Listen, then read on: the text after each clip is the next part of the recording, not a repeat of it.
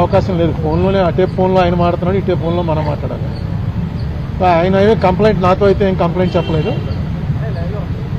బాగానే ఉన్నాడు, ఆరోగ్యంగా ఉన్నాడు, నవ్వుతూ హ్యాపీగా ఉన్నాడు ప్రతిదీ. ఎందుకంటే అతను కూడా లాయర్ కదా, అతనికి తెలుసు ఈ కేసు పస ఎంత ఉందో. ఈ కేసు వల్ల వాళ్ళ పార్టీకి అతనికి వ్యక్తిగతంగా కూడా చాలా బెనిఫిట్ జరిగిందని అనుకుంటున్నాను.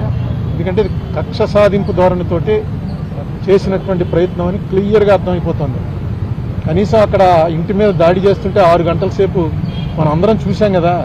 వాళ్ళని కనీసం ఏ మేజిస్ట్రేట్ ముందో ఆధారపరిచి చిన్న డ్రామా అన్నా చేయవలసింది. స్టేషన్ బెయిల్ ఇచ్చి పంపించారు ఆర్సన్ కేసులో.